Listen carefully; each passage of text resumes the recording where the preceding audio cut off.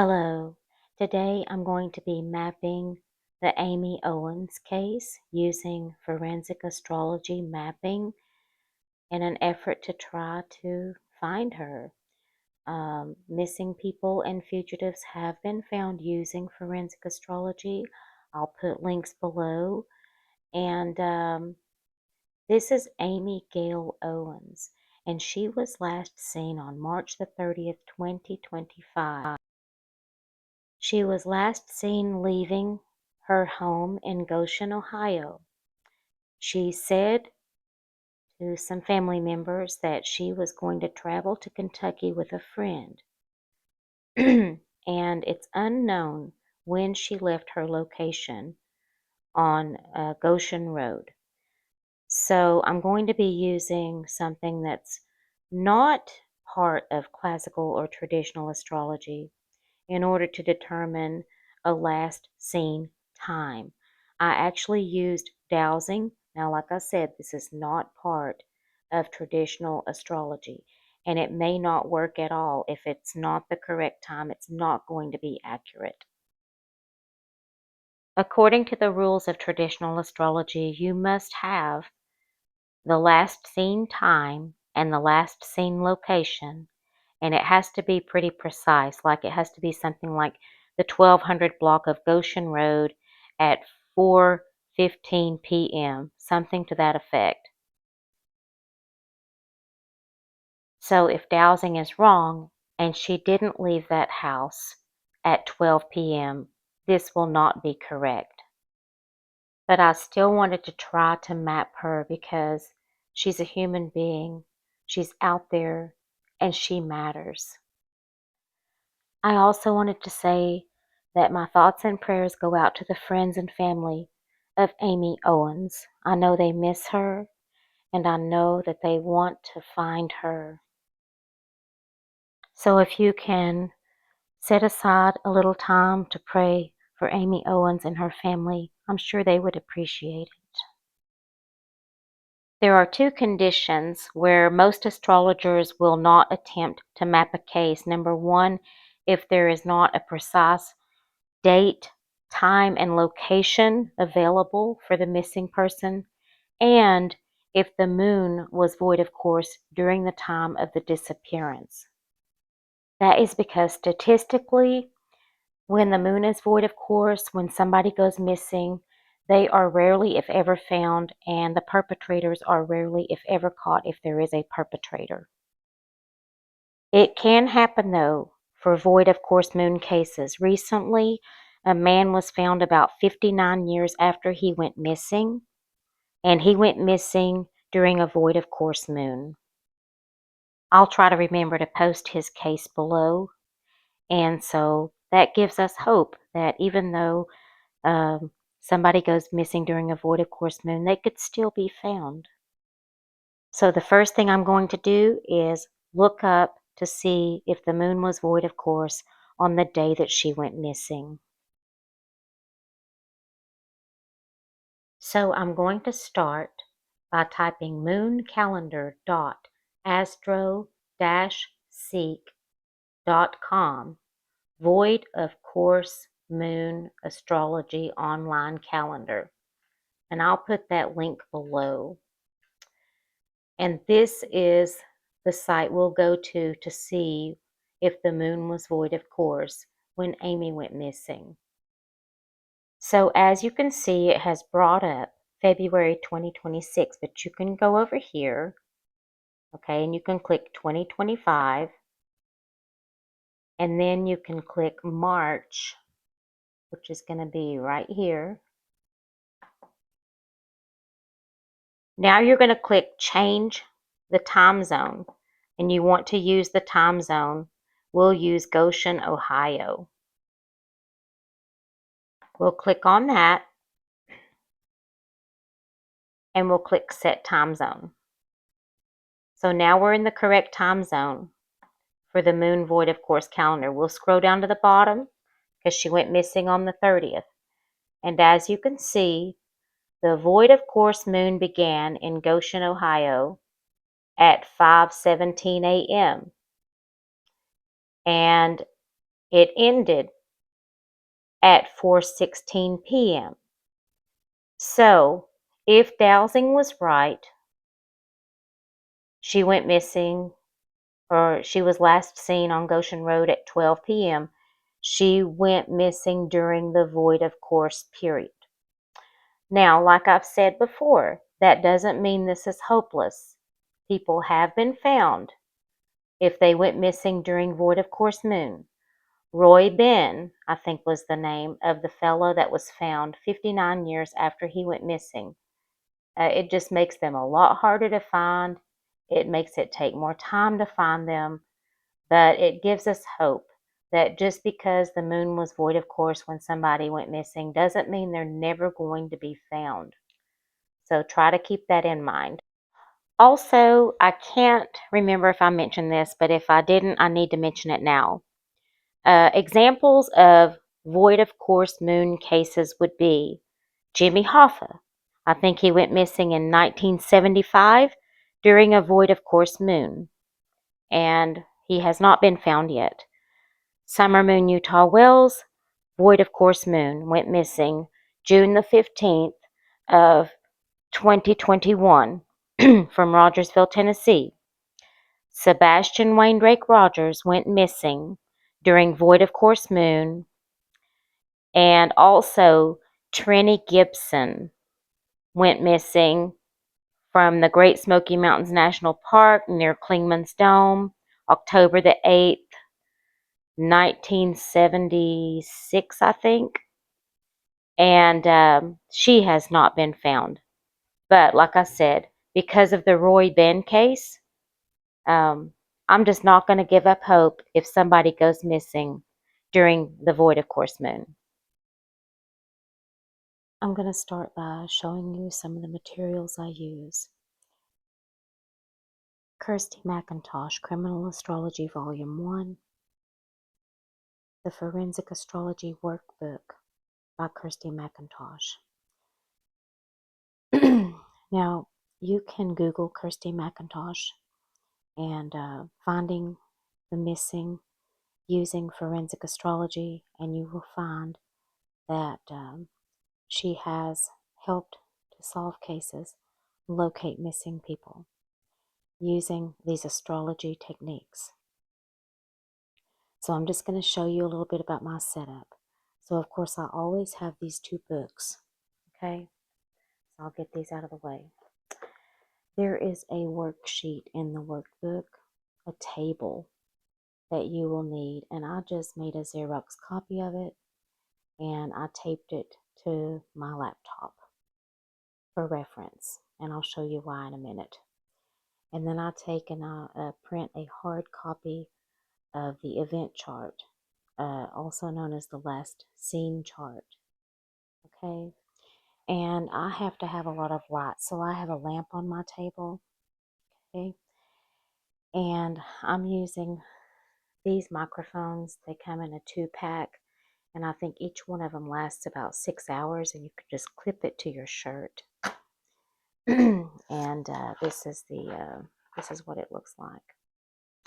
And if you like the sound, you might want to check it out on Amazon. Okay, there's the QR code if you want to scan it. Okay, so now you know a little bit about my setup. Now for the next part, you are going to be using this table, and you're going to be using this chart. You're going to need a notepad and a calculator. All right, so I always start right here at the ascendant. This line right here. This is the first house cusp, and it relates to the victim or the missing person. Okay? So it's 4 degrees Cancer. You can't see it because the printer cut it off, but it's 4 degrees Cancer. You see these little notches right here are degrees. All right?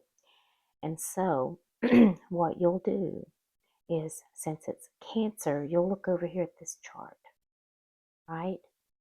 And then you'll take the degrees that the chart says, which is 4 degrees, and you'll add that number to the number 90, which corresponds with Cancer. So as you can see here, the ascendant at 4 degrees Cancer plus 90 equals 94 degrees. And you'll go all around the chart, okay? And you'll do that math all around this chart right here. So it's going to take probably maybe half an hour for me to do all that. So asteroids really don't come into play in forensic astrology, but I use them anyway because I think they're interesting and they could possibly tell a story. And I did some dowsing and I came up with a name. I came up with actually two names, Bennett and Stephen or Stevens. I'm not sure what it means, okay? I don't know if it's Stephen Bennett or Bennett and Stephen. That may have something to do with this case. I really don't know. But those are the names that I came up with in dowsing. And so I looked up their asteroids and I plugged them into the system to generate the chart. And here I have Bennett at 23 degrees Leo. This is the symbol for Leo. And right here it says 23 degrees and the asteroid for Bennett, the name Bennett. So what I'll do is I'll go over here and I'll look at this chart. So we have Leo and 120, okay? So we'll add 120 to 23 degrees Leo, as you can see right here, 23. So I put Leo, 23 degrees Leo plus 120, and then I will do the calculation and put the number here. And that will be the degrees that I use to draw the planetary lines on the mapping chart. And of course that gives me 143 degrees. Now, I don't know what the significance of these names of Bennett and Stephen or Stevens. And so please don't, I guess, if you know somebody named Bennett or Stephen Bennett or something like that, please don't assume that they had anything to do with this case because it could be anything. It could be the name of a business. It could be a street name. It could be the name of a city. Okay, so it's not always the name of a person. So please keep that in mind. Also, I mentioned that I was doing dowsing to come up with names for asteroids. Okay, that's not part of classical traditional astrology either. That's just something I do. And these are the dowsing rods that I use. The brand is Vibratus, Vibratis, okay? And these are the rods that I use.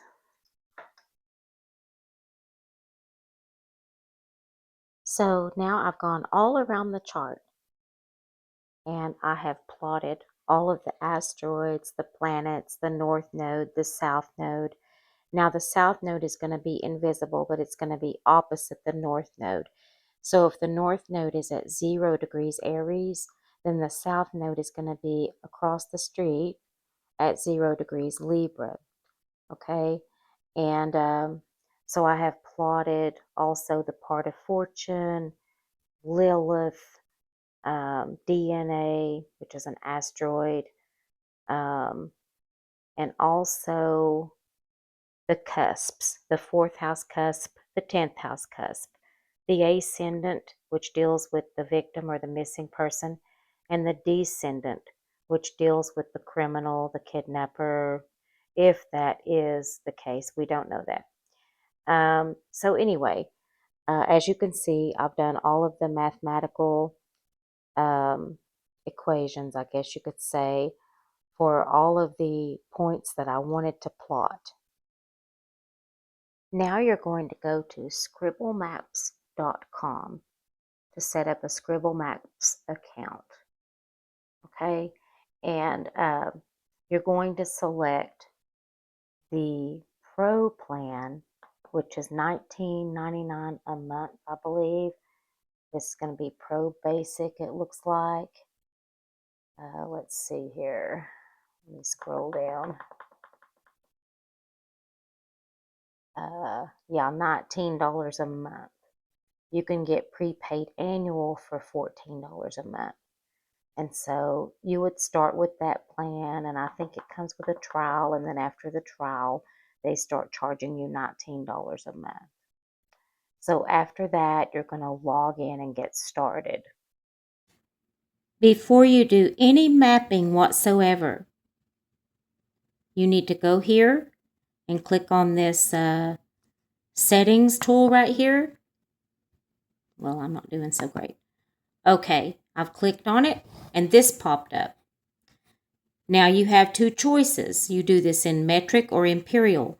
Make sure that every time you do this, you are set to imperial. It's very important.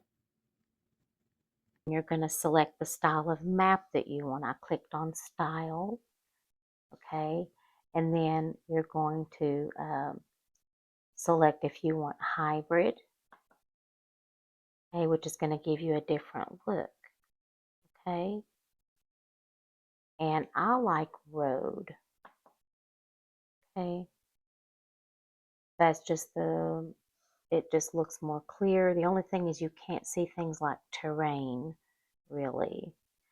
And so I'll switch back and forth sometimes so that I can see what's going on with the map. And I can see a little bit more about terrain. But usually when I first get started, I start with road. Okay, but that is all about preference. That's not something you have to do. So I'm going to go over here, okay, and I'm going to type an address. We don't have an exact address. I wish we had something like the 1200 block of Goshen Road or something like that, so I could get more precise. But I don't have that information, so I'm just going to type Goshen Road, Goshen, Ohio.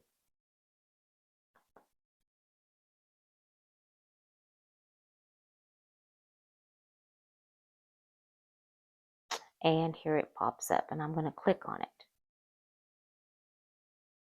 And then I'm going to add the marker. And I'm going to go up here and I'm going to choose this pen style marker because I just really like that style of marker. As you can see, it looks like that. And as you can see, it has placed the pen on Goshen Road. Now, immediately we see a problem if we don't have a more specific address on Goshen Road because it's going to affect the trajectory, okay, of where the lines go. Because Goshen Road looks like there's several landmarks and intersections, and it would be helpful to know, like, I don't need like the exact house address because we don't need to know exactly where people live, but something like a landmark would be helpful, like, oh, you know, she was last seen near the Goshen Methodist Church, or maybe the Catherine Stogmar Community Park. I don't know if I pronounced that right. Or maybe the intersection of Goshen and Cemetery Road. But as you can see, Goshen Road looks like it's kind of a long road. Una Luna Alpaca Farm, you know, some kind of landmark would help as far as pinpointing a location because it's probably quite a few miles long. Yeah, so the more specific you can get with an address, with a landmark, or even uh, something like the 1200 block of Goshen Road, something like that, the better if you're going to be doing astrological mapping. So I just looked up Goshen Road to see how long the road was to, to try to determine how much of a difference it's going to make if I don't have a more exact address. Looks like it's about 2.5 miles long. So I could probably get here, choose the center, move my pen to the center, and still be okay within about a mile. So what I did here is I went with sort of the middle point between both ends of Goshen Road, and I've put the pin near the intersection of Cedarville Road. And now I can start with the radius. So to draw the radius, I'm going to go over to the toolbar and I'm going to click this square and circle. Okay. All right. And that's going to help me draw my radius. And my radius is going to be circular, just like the wheel of an astrology chart. And I'm going to start here at the pin. Okay. And I'm going to start drawing. And since the chart started at 4 degrees Cancer, I'm going to draw a 4-mile radius. This will take some practice, so you're going to have to be a little patient with yourself, okay? All right. And then after you've done that, you're going to go over here and you're going to title this, and how I title it is 4-mile radius. Okay? Then I'm going to X out of that, and it'll be on my list over here. It says 4-mile radius. Okay? Now we can multiply this radius and we can make it 40 miles. So we can draw another circle that represents 40-mile radius, and then another one for a 400-mile radius. So to do that, you'll just repeat the same process. You'll have to zoom out on the map so that you can expand your circle. So I'm going to zoom out. Okay. I'm going to grab that tool again. Okay, the radius tool. And I'm going to go out for, let's see, I'm going to go out for a 40-mile radius.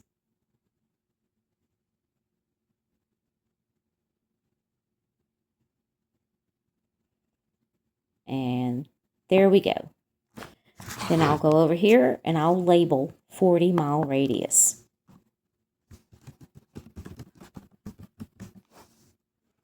Okay. Now, one thing you'll want to do every few minutes after you have drawn a line or a radius or anything is you'll go to Menu, and then you'll go to Save Map. Save it.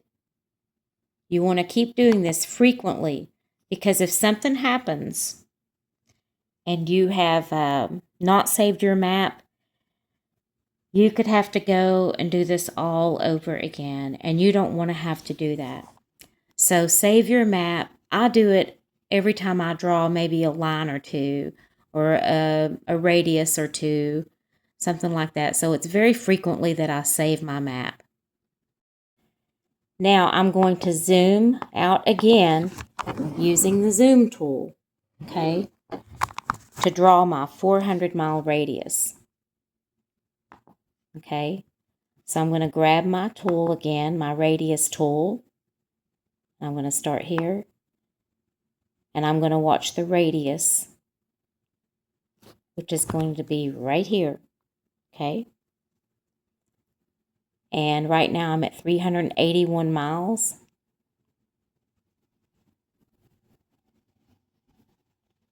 Okay, there's 400. So I'll go back over here and I'll save it as 400-mile radius. Okay, so now that I've got my radius drawn, we can start drawing planetary lines, asteroid lines, the north node, the south node, everything that I put on the chart when I generated the chart. By the way, when you need to move the map around, okay, without accidentally drawing lines and radiuses and everything, click that hand tool, and that'll help you move things around to where you want them to be.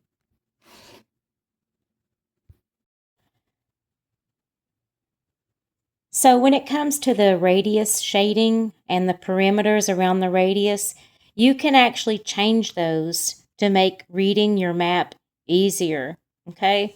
As you can see, that is my 4-mile radius, and it's shaded yellow on the inside, and then it's like red or orange on the outside of the 4-mile radius. And then I'm going to zoom out to show you my 40-mile radius.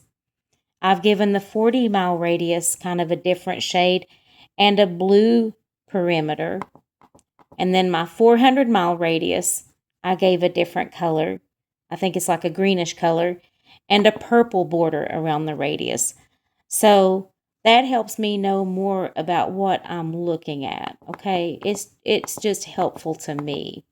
And how you do that is you go over here, okay, and you click the one that you want to change, or you hover over it, and then you click the edit tool, and then you're going to get some choices. This is going to be the middle of the circle, and you can click on that, pick a shade. You can also pick how opaque you want it to be, and of course, you don't want it to be really opaque because then you won't be able to see what you're doing. Like 10% or something like that is as high as I'm going to go, for opaqueness. I just want enough to see a differentiation in the color. And then this tool right here is the border, and you can click on what color you want that to be. And as you can see, I clicked on sort of a red or orange color. So you just follow that process for each one of these. Okay? You can also make your lines different colors. Okay? See how that worked when I hovered over that? It shaded my 40-mile radius a little differently. Okay, so same thing for your line tools, and I'll show you that as well.